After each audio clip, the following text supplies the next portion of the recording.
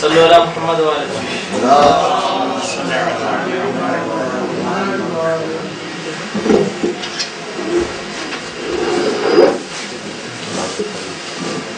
والله نقرأ الفاتحة.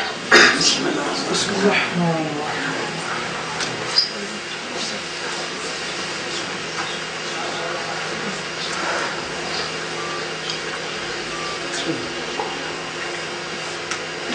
أعوذ بالله من الشيطان اللعين الرجيم. بسم الله الرحمن الرحيم.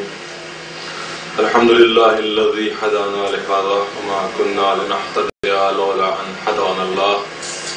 لقد جاءت رسل ربنا بالحق ثم الصلاة على وجهه وليه وباب الحكمة مولانا موثقلين جد الحسن والحسين بالقاسم محمد صلى الله عليه وسلم والبيت الطيبين الطاهرين المعصومين المظلومين ولعنة الله على أعدائهم أجمعين من يومنا هذا إلى قيام يوم الدين. أما بعد فقد قال الله سبحانه وتعالى في القرآن الحكيم وقوله الحق واصدق الصادقين. بسم الله الرحمن الرحيم. إياك نعبد وإياك نستعين.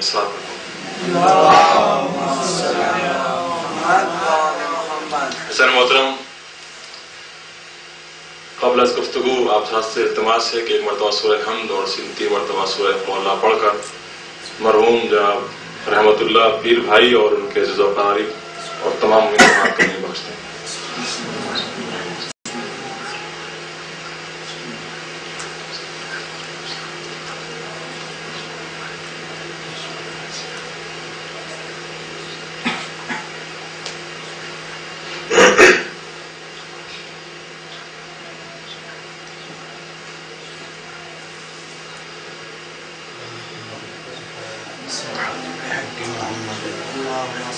میں نے آج کی اس مختصر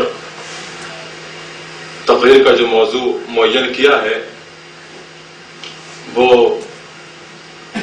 ایسی آیت ہے جس آیت کریمہ کے لیے یہ کہنا صحیح ہوگا کہ ہر حسینی اس آیت کریمہ کو کم سے کم نماز میں 10 مرتبہ ضرور پڑھتا ہے. ایاک نعبد و ایاک نستعین. مالک ہم تیری تسبیح تحلیل کرتے ہیں اور خاص تجھی سے مدد چاہتے ہیں. حسین محترم، یہ آیت کریمہ کہ جس کی فضیلت کے لیے یہ کہنا اور آگے جا کے یہ بہتر ہوگا کہ جو کچھ پورے قرآن میں ہے وہ سورہ یاسین میں ہے، جو یاسین میں ہے وہ اس سورہ میں سورہ حمد میں ہے جس کی آیت ہے. لیکن اس آیت کو جو ہمارے سامنے آج بعض لوگ پیش کرتے ہیں وہ کسی اور انداز سے پیش کرتے ہیں، اس لیے کہ آیت کریمہ مکمل قرآن ہے. ایک طرف مولانا فرماتے ہیں جو کچھ قرآن میں ہے وہ ہم میں ہے، جو ہم میں ہے بسم اللہ میں ہے، جو بسم اللہ میں ہے وہ بسم اللہ میں ہے، اور جو بسم اللہ میں ہے وہ اس نقطے میں ہے جو بے کے نیچے لگایا جاتا ہے. وَأَنَا نُقْطَةُ الَّتِي تَحْتَ الْبَاءِ، اور میں ہی وہ نقطہ ہوں کہ جو بے کے نیچے لگایا جاتا ہے. اس کا مطلب یہ نہیں ہے، پہلے بھی شاید عرض کر چکا ہوں کہ ہم جو نقطہ لگاتے ہیں وہ علی ہیں، نہیں. مطلب یہ ہے کہ جس طرح قرآن اگر پھیلتا ہے تو 30 پارہ بنتا ہے، اور قرآن صامت اگر سمٹتا ہے تو نقطے میں آ جاتا ہے.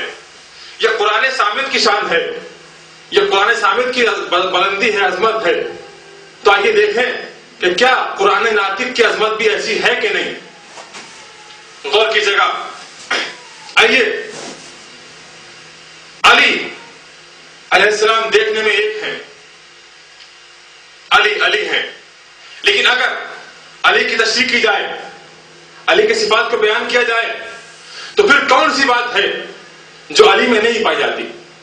اسلام کی شان علی، اسلام کی شوکت علی، مفسر قرآن علی، گواہ رسالت علی، مومنوں کا مولا علی، انبیاء کا مولا علی، انبیاء کا سردار علی، نبی کا اور نبی والوں کا ہی نہیں بلکہ انبیاء کا مشکل کشا علی. لیکن جہاں ہم نے علی کو کہا مشکل کشا، فوراً لوگوں کو کھل گیا، بے چینی شروع ہو گئی. آپ دیکھیں، آپ نے جہاں کہا یا علی مدد تو فوراً آواز آئی یہ کفر ہے، یہ بدعت ہے، یہ شرک ہے. اور ظاہر سی بات ہے قرآن سے دلیل بھی لوگ خوب دیتے ہیں. آپ نے سوال کیا بدعت کیوں ہے، شرک کیوں ہے، کفر کیوں ہے؟ تو کہا آپ نے قرآن میں نہیں پڑھا. کیا پڑھا، کیا نہیں پڑھا؟ کہا قرآن میں خدا فرما رہا ہے کہ ایاک نعبد و ایاک نستعین.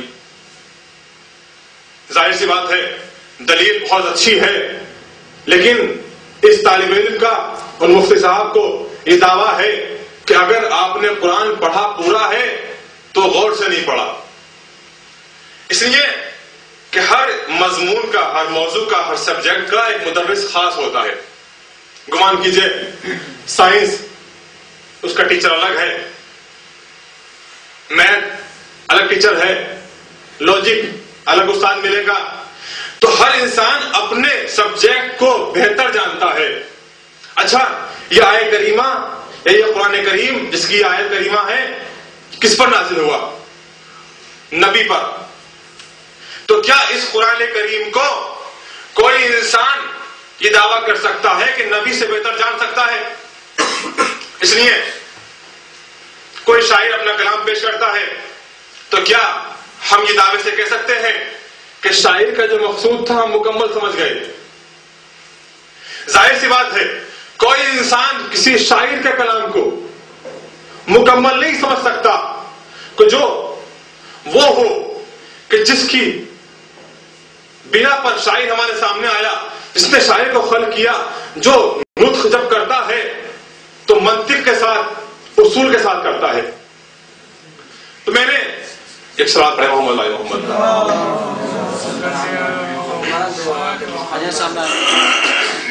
جب ملاحظہ کیا، ایک اور ساتھ محمد علی، تو میں یہاں تک پہنچا کہ اگر اس آیت کا مطلب یہی ہوتا کہ کسی سے ہیلپ نہ لی جائے، کسی سے مدد نہ لی جائے، کسی کو نہ پکارا جائے، تو ظاہر سی بات ہے نبی بھی کسی سے مدد نہ لیتے. اس لیے کہ اس کتاب کو نبی سے بہتر کوئی نہیں جانتا. آئیے دیکھیں کہ کیا قرآن میں کوئی ایسی اور آیت بھی ہے؟ تو اللہ نے حکم ہی نہیں دیا، علماء کا مجمع ہے، حکم ہی نہیں دیا، بلکہ انسان کو جب یہ کہا وَابْتَغُوا إِلَيْهِ وَسِيلَةً، اے لوگوں وسیلہ اختیار کرو، تو اللہ صرف حکم نہیں دیا بلکہ انسان کو وسیلے کا پابند بنا کر اس دنیا میں بھیجا. غور کیجئے، خالق کون ہے؟ اللہ. رازق کون ہے؟ اللہ. ناصر کون ہے؟ اللہ. اللہ پیدا کرتا ہے، اللہ رزق دیتا ہے، اللہ مدد کرتا ہے. لیکن عزیزان محترم، دنیا میں جب انسان آیا تو خلق کس نے کیا؟ اللہ نے. لیکن کیا کسی انسان نے آج تک یہ دیکھا کہ اللہ نے اس انسان کو، اس بچے کو خلق کرنے کے بعد براہ راست آسمان سے گرا دیا ہو؟ کوئی انسان ایک آئے اور یہ کہے کہ ہم نے یہ دیکھا کہ اللہ خالق ہے، اس نے بچے کو خلق کیا، بچے کو بنایا، بچے کو پیدا کیا، لیکن آسمان سے گرایا، کوئی انسان نہیں کر سکتا. اللہ خالق ہے. غور کیجئے گا، اللہ خالق ہے، اللہ رازق ہے. خالق میں جب اللہ نے بچے کو خلق کیا، بچے کو پیدا کیا، تو والدین کو وسیلہ بنایا. والدین کو وسیلہ بنایا. اللہ رازق ہے. لیکن کوئی مائی کا لال یا کر بتائے کہ اس رازق نے مباشر ڈائریکٹ خود آ کر اس بچے کو دودھ پلایا ہو، اس بچے کو رزق دیا ہو، بلکہ خداوند عالم نے دودھ پلانے کے لیے، رزق دینے کے لیے اس بچے کی ماں کو وسیلہ بنایا. اور اللہ ناصر ہے، مددگار ہے، ہیلپ وہی کرتا ہے، اس میں کوئی دو رائے نہیں ہے. لیکن بچے کو چوٹ لگی، بچے کو کوئی اور تکلیف ہوئی، درد ہوا، تو کیا آپ نے دیکھا کہ اس ناصر کلی نے آ کر اس بچے کی مدد کی ہو؟ نہیں، بلکہ والدین کے دل میں ممتا پیدا کی، محبت پیدا کی کہ وہ آئیں اور بچے کہ اس تکلیف کو دور کرے. عزیزان محترم، جب دنیاوی مسائل میں، دنیاوی پریشانیوں میں خدا کے بنائے ہوئے ماں باپ مدد کر سکتے ہیں، توجہ تعلیم، جب دنیاوی مسائل میں خدا کے بنائے ہوئے ماں باپ ہیلپ کر سکتے ہیں، مدد کر سکتے ہیں، تو کیا دینی اور دنیاوی مسائل میں اللہ کے بنائے ہوئے پاک و پاکیزہ نبی امام ہیلپ نہیں کر سکتے؟ ایک سوال پڑھیں محمد و آل محمد. لیکن پھر بھی بعض لوگ بضد ہیں کہ اللہ کے علاوہ کسی سے ہیلپ نہیں لینا چاہیے. آئیے قرآن کی ایک آیت اور آپ کے حوالے کرتا ہوں. وَاسْتَعِينُوا بِالصَّبْرِ وَالصَّلَاةِ، اے لوگو نماز اور روزہ سے مدد مانگو. میں ہاتھ جوڑ کے کہوں معبود خالق تو ہے، رازق تو ہے، ناصر تو ہے، رب تو ہے، پالتا تو ہے، ہیلپ تجھ سے لی جائے. یہ نماز روزہ سے مدد کیوں مانگی جائے؟ اس لیے کہ یہ اللہ تو نہیں ہے، یہ تو غیر خدا ہے، خدا تو نہیں ہے. کیوں؟ اس لیے کہ یہ اللہ کی بتائی ہوئی چیزیں ہیں، اللہ کی بنائی ہوئی چیزیں ہیں، اللہ کی بہترین، اللہ ان کو پسند کرتا ہے، لہذا ان سے مدد مانگی جائے. اب آپ آگے آ جائیے. نبی جس پر یہ قرآن نازل ہوا، جو اس قرآن کو مکمل طریقے سے جانتا ہے، راسخون فی العلم، اسی کو علم ہے کہ اس قرآن میں کیا ہے. تو جب نبی نے مارکے کیے، جنگیں کی، تو نبی کو اس آیت پر غور کرنا چاہیے تھا کہ اللہ کے علاوہ کسی اور سے مدد مانگنا کفر ہے، شرک ہے. آپ ملاحظہ کیجئے جنگ خیبر. خیبر میں کیا ہوا؟ خندق کھودی گئی، معاف کی جنگ خندق کھودی گئی، اور خندق کھودنے کے بعد مسلمان اطمینان سے تھے کہ اب ہم ایسی جگہ ہیں کہ یہاں دشمن نہیں آ سکتا. لیکن ایک ایسا بہادر انسان، ایک ایسا بہادر جو عرب کا بہادر تھا، اس نے ایک مرتبہ اپنے گھوڑے کو ایڑ لگائی اور خندق کو پار کیا، کراس کیا، مسلمانوں کے سامنے آ کر کھڑا ہو گیا اور ایک عجیب جملہ کہا کہ کون ہے تم مسلمانوں میں سے جو مجھے قتل کر کر غازی بنے یا میرے ہاتھوں سے قتل ہو کر شہید ہو جائے. تاریخ نے سنہرے الفاظ سے اس بات کو لکھا کہ مسلمان رسول کے ساتھ کھڑے ہوئے تھے اور اس طریقے سے خاموش تھے کہ جیسے ان کے سر پر پرندے بیٹھے ہوئے.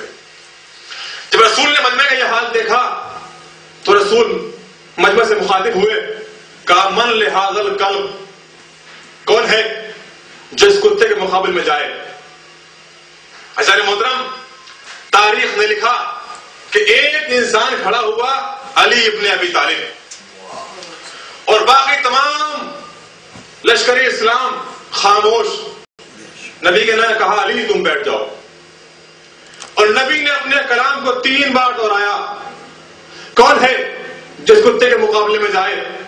ایک صاحب کھڑے ہوئے اور کہنے لگے اے نبی اللہ، جبکہ میرے موضوع سے بات نہیں ہے لیکن یہ نبی کے لیے کہ نبی کے سامنے انسان کیسے گفتگو کرتے تھے، نبی کے اصحاب کیسے گفتگو کرتے تھے. ملاحظہ کیجیے گا. اے نبی اللہ، آپ نہیں جانتے. نبی سے یہ کہنا کہ آپ نہیں جانتے، تم کیا جانتے ہو؟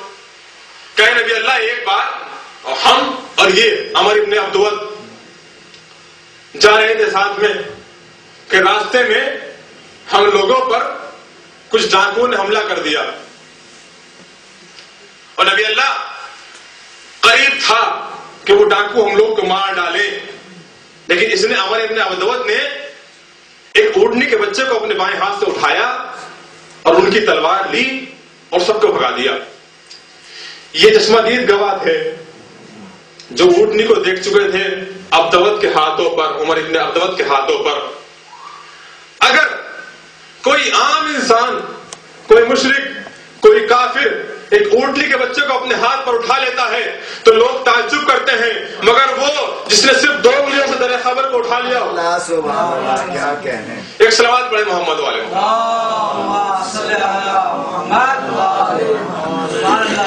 نبی نے کہا کون ہے جو اس کتے کے مقابل میں جائے؟ علی پھر کھڑے ہوئے.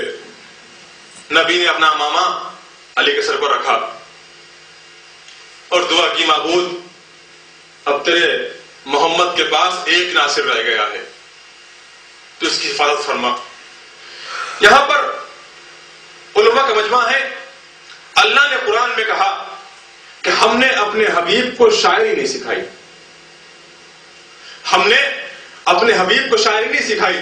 میں کہوں گا میرے معبود شاعری ایک اچھی چیز ہے، تو نے اپنے حبیب کو اس شاعری سے کیوں روک دیا؟ ممکن ہے خدا جواب دے، نادان ہو سکتا ہے کہ لوگ نبی کو، جب نبی اگر شاعر ہوگا تو شاعری کی وجہ سے، شاعری کی بیس پر نبی کی باتوں کو، جنت کی اچھائیوں کو، دوزخ کی برائیوں کو، برزخ کے عالم کو کہانی اور قصے سمجھنے لگے. لہذا نبی کو شاعری سے روک دیا. اب نبی نے علی سے کہا جائیے. علی پہنچے، سوار کے مقابلے پیدل علی. وہ عمر ابن عبدود کہ جو اونٹلی کے بچے کو ہاتھ کو اٹھا لیتا تھا وہ سوار تھا. علی پیدل پہنچے اور پہنچنے کے بعد دشمن دین کے سامنے پہنچنے کے بعد کہا اسلام لے آ. اس نے کہا یہ نہیں ہو سکتا،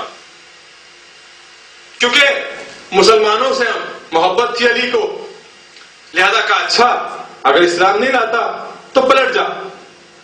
غور کیجیے گا، اس لیے کہ ہم لوگ کا ایک شعار ہے کہ ہم یہ نہیں دیکھتے کون کہہ رہا ہے، دیکھتے یہ ہے کیا کہہ رہا ہے. کب پلٹ جا، کب پلٹوں گا نہیں. کہا کیوں؟ کہا اگر پلٹ گیا تو عورتیں ہنسیں گی. غور کیجیے گا، میں کہوں گا آئیے مسلمانوں اس کافر سے درس لے لیجئے جو جنگ کے میدان سے پلٹنے کو منع کر رہا ہے کہ اگر پلٹ گیا تو عورتیں ہنسیں گی. اور جب دشمن نہ مانا تو کہا ٹھیک ہے آؤ میدان میں آ جاؤ. چند لمحات تلوار چلتی تھی کہ ناگاں اس لعین نے علی کے سر پر وار کیا. شیر کو جلال آیا. جب جلال آیا تو ایک مرتبہ علی نے اس پر وار کیا، نیچے گرا. علی چاہتے تھے کہ اس لعین کا سر قلم کر دیں، لیکن اس بدبخت نے ایک ایسا ظلم کیا کہ اگر آج کوئی انسان میرے یا آپ کے کسی کے چہرے پر اپنا لعاب پھینک دے، لعاب دہر پھینک دے، تو آپ یقین جانیے گا انسان یہی سوچتا ہے جلدی سے گلے کو کاٹ دو، پیروں سے سر کو کچل دو. لیکن علی کے دل میں یہ خیال آیا یا نہیں آیا مجھے نہیں معلوم، لیکن علی نے اتنا ضرور کہا کہ دیکھو خدا کے کام میں جذبہ نفس شامل نہ ہو جائے. سبحان اللہ سبحان اللہ. خدا کے کام میں جذبہ نفس شامل نہ ہو جائے. لہذا علی اس کے سینے پر سوار تھے لیکن اس کے سینے سے اتر گئے. اور جب غصہ ٹھنڈا ہوا تو علی نے اس لعین کے سر کو تن سے جدا کیا اور سر لے کر رسول کے پاس پہنچے. اب رسول نے مزدہ سنایا، ضربت علی یوم الخندق افضل من عبادت ثقلین. میں کہوں گا یا نبی اللہ آپ شاعری تو نہیں کر رہے؟ سبحان اللہ. اے میرے نبی اللہ آپ شاعری تو نہیں کر رہے؟ شاید نبی جواب دے گا تو بھی تو دیکھ کہ میں شاعری بیان کر رہا ہوں، شاعری کر رہا ہوں یا حقیقت امر کو بیان کر رہا ہوں. اس لیے کہ تو خود غور کر کہ کیا اسلام کے لشکر میں کسی انسان کے چہرے پر نور ایمان کی بشاشت ہے؟ لہذا میں یہ سوچتا تھا کہ یہ علی کی ضربت اتنی بڑی عبادت کیسے ہو گئی. یاد رکھیے گا یہ ضربت جو آج ضربت لگی، اس خندق کو احزاب بھی کہتے ہیں. احزاب جمع ہے حزب کی. آج اسلام کے مقابلے میں تمام کفار ایک ہو کر آئے تھے کہ آج یا تو ہم نہیں یا اسلام نہیں. لہذا اگر آج اسلام بچ گیا تو اسلام کے پھولنے پھلنے کی توقع تھی، لیکن عزیزو اگر آج اسلام ختم ہو جاتا اور گنتی کے 2-4 مسلمان وہ ختم ہو جاتے تو مجھے نہیں معلوم کہ ان مسلمانوں کی لاشیں دفن ہوتی کہ نہیں ہوتی، مگر اسلام دفن ہو جاتا۔ تو علی کی ضربت نے اسلام کو بچایا، علی کی ضربت نے اس دن سے لے کے آج تک اور آج سے لے کے قیامت تک اور قیامت سے بعد تک کی مسلمانوں کی عبادت کو بچایا۔ ایک صلوات پڑھے محمد و آل محمد۔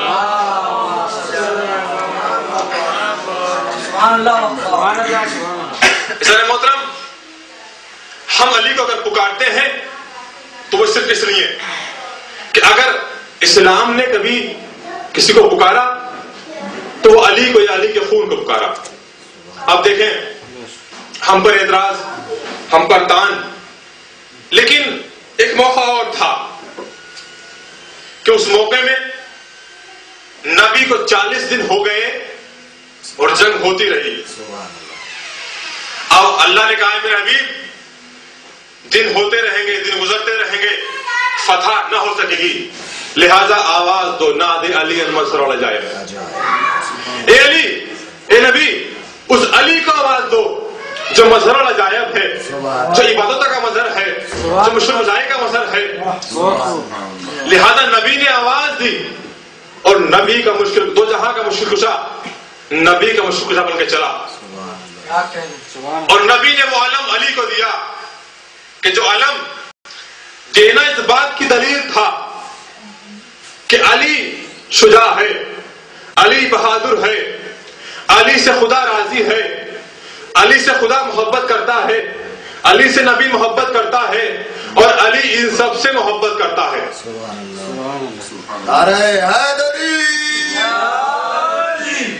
علی پہنچے، بس یہاں پر مجھے جنگ بیان نہیں کرنی، چند باتیں ملاحظہ کرنی، وہ یہ کہ جب یہ قرآن کی آیت ہے اور اس کا مطلب یہ ہے اِیَّاکَ نَعْبُدُ وَإِیَّاکَ نَسْتَعِینُ، تو میرے عزیزو جب نبی کو اس بات کا علم تھا کہ کسی سے ہیلپ لینا حرام ہے، بدعت ہے، کفر ہے، تو نبی نے یہ فعل کیوں کیا؟ یاد رکھیے عالم ارواح میں ایک شاعر اس منظر کو دیکھ رہا تھا، اس نے نبی کو بھی دیکھا، علی کو بھی دیکھا، باقی لشکر والوں کو بھی دیکھا، وہ منظر بھی دیکھا کہ لشکر لوٹ کر آ رہا ہے، سردار لوٹ کر آ رہا ہے۔ اے نبی اللہ، کیا بات ہے، کیوں آ گئے؟ کہا لشکر بزدل تھا۔ اب غور کیجیے گا، لشکر میں کم سے کم 50 لوگ تو ہوں گے، توجہ کا طالب، لشکر میں کم سے کم 50 لوگ تو ہوں گے، تو ہم کس کی بات کو مانے، لشکر کی یا سردار لشکر کی؟ وہ کہہ رہا ہے لشکر بزدل تھا، وہ کہہ رہا ہے سردار بزدل تھا۔ نبی نے، شاعر نے یہ منظر کو دیکھا اور دیکھ کر کہا کہ مشکل میں ہے سفینہ میرا یا علی مدد، مشکل میں ہے سفینہ میرا یا علی مدد۔ خیبر میں خود نبی نے کہا یا علی مدد۔ صلوات پڑھیں محمد و آل محمد۔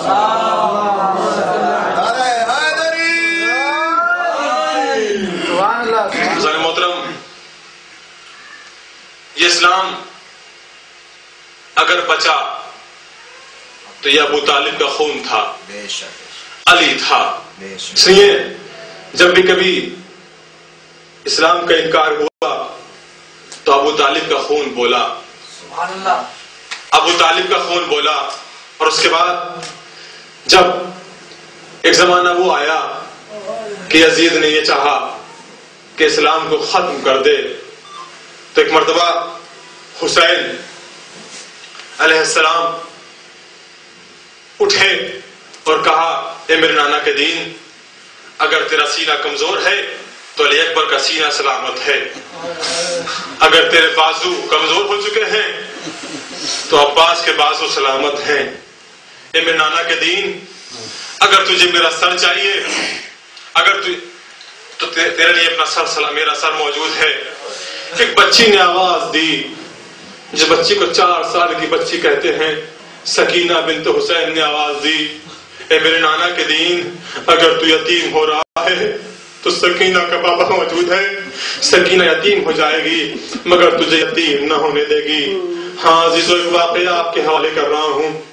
ایک مومنہ تھی، کوفے میں رہا کرتی تھی، اس کی ایک بچی تھی، بچی بڑی ہوتی رہی، مومنہ اس بچی کے ساتھ محرم میں صف عزا بچھایا کرتی تھی، لیکن جب بچی بڑی ہو گئی، ایک سال مومنہ نے بچی کی شادی کر دی، اور جب بچی کی شادی ہو گئی تو اس مرتبہ مومنہ اکیلی تھی، گھر میں اکیلی تھی، چھت پر پہنچی، چھت پر جب پہنچی تو کیا دیکھا کہ محرم کا چاند طلوع ہو گیا، اس مومنہ سے نہ رہا گیا، کربلا کا رخ کیا، آواز دی، اے میرے مولا ہر سال تیرا ماتم کرتی تھی، اے میرے مولا ہر سال آپ کی صف عزا بچھاتی تھی، مگر میں اکیلی ہو گئی، اب میں کیسے صف عزا بچھاؤں گی؟ اب یہ دل میں سوچ رہی تھی، اے میرے مولا کاش تیرا ماتم کرتی، اے میرے مولا کاش تیری مجلس اپنے گھر میں کرتی، جو سوچ رہی تھی، تڑپ رہی تھی، رو رہی تھی کہ دخل باب ہوا، نیچے اتری، آ کر کیا دیکھا، 3 عورتیں ہیں، 3 معزمائیں ہیں، کھڑی ہیں، آ کر ہاتھوں کو جوڑا، آپ لوگ کیوں آئی ہیں؟ بڑی معزمہ نے کہا، اے بی بی آج چاند رات ہے، تیرے یہاں مجلس ہوتی تھی، تیرے یہاں ماتم ہوتا تھا، ہم اس لیے آئے ہیں، تیرے یہاں حسین کا ماتم نہیں ہوگا؟ معزمہ نے ہاتھوں کو جوڑا، بی بی میرے یہاں ماتم تو ہوتا تھا، مگر میری بچی تھی، وہ کھانے کا اہتمام کرتی تھی، میرے مولا کی فرش عزا بچھایا کرتی تھی، مگر میری اس بچی کی شادی ہو گئی، میں ضعیف ہوں، نہ کھانا بنا سکتی ہوں، نہ استقبال کر سکتی ہوں، نہ فرش بچھا سکتی ہوں۔ ایک مرتبہ بڑی معزمہ نے کہا، گھبراتی کیوں ہے؟ وقت بتا، ٹائم بتا، ہم تیرے گھر پر آئیں گے، تیرے مولا کی صف عزا بچھائیں گے۔ مومنہ نے وقت بتایا، لیکن ایک مرتبہ اس مومنہ نے عجیب سوال کر لیا، اے بی بی آپ لوگ میرا اس چیز میں ساتھ دیں گے، مجلس میں ساتھ دیں گے، لیکن اس کا اجرت کیا لیں گے؟ اس کی اجرت کیا لیں گے؟ ایک مرتبہ بڑی بیوی نے کہا، اجرت نہیں چاہیے، کہ جب مومنہ نے اصرار کیا یہ تو نہیں ہو سکتا، اس لیے کہ حسین کی صف عزا تم میرے ساتھ بچھاؤ، میری مدد کرو اور میں آپ کو اجرت نہ دوں۔ بڑی بیوی نے چھوٹی بیوی کی طرف اشارہ کیا اور اشارہ کرنے کے بعد کہا، اچھا تو اجرت دینا چاہتی ہے تو اتنا کر، اس 4 برس کی بچی سے دریافت کر۔ معزمہ نے ہاتھوں کو جوڑا، اے بی بی مجھے بتا اجرت کیا لے گی؟ چھوٹی بچی نے ہاتھوں کو جوڑا اور ہاتھ جوڑ کر کہا، اے بی بی اگر تو حسین کے غم کی اجرت دینا چاہتی ہے تو بس اتنا کرم کرنا کہ جب ذاکر حسین کے مصائب پڑے تو ایک کھولے بیٹھ کے مجھے رونے دینا۔ سکینہ کو کتنا ارمان تھا رونے کا۔ ہاں عزیزو، پہلی محرم سے 9 محرم تک مجلس ہوتی رہی، ذاکر مجلس پڑھتا رہا، رقت ہوتی رہی، 9 محرم کی مجلس جب ختم ہو گئی، بڑی بیوی مومنہ کے پاس آئی، آ کر کہا، اے مومنہ کل ہم نہیں آ پائیں گے، کل 10 محرم ہے۔ بی بی نے کہا، بی بی مجھ سے کوئی خطا ہو گئی، مجھ سے کوئی غلطی ہو گئی؟ کہا نہیں ایسی بات نہیں ہے، کل ہمیں کربلا میں رہنا ہے، ہمیں کربلا جانا ہے، ہم ابھی کربلا جائیں گے۔ ایک مرتبہ بی بی نے کہا، اے مومنہ، اے بی بی اب فرش عزا کون بچھائے گا؟ کہا، اے بی بی 10 محرم کو صف عزا نہ بچھانا، ہم نے کھانا بنا لیا ہے۔ اس معزمہ نے کہا، اے بی بی کوفہ سے کربلا بہت دور ہے، تم کوفہ سے کربلا کیسے پہنچو گی؟ زمانہ پورا سواب ہے۔ اس بیوی کی چھوٹی بیوی نے کہا، متوسط بیوی نے کہا، جس کے حرم کے قریب آپ بیٹھے ہو، اے بی بی تو نہ گھبرا، جس طرح میں چھوٹی بچی شام سے تیرے گھر آتے ہیں، اماں باقی کو چھوڑ کر آتی ہے، اس طرح ہم کربلا پہنچ جائیں گے۔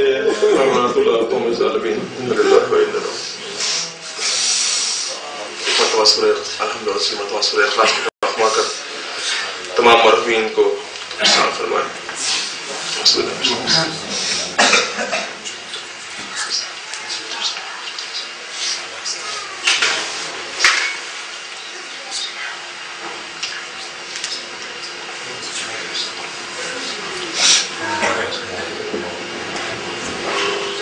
ماتم حسین یا حسین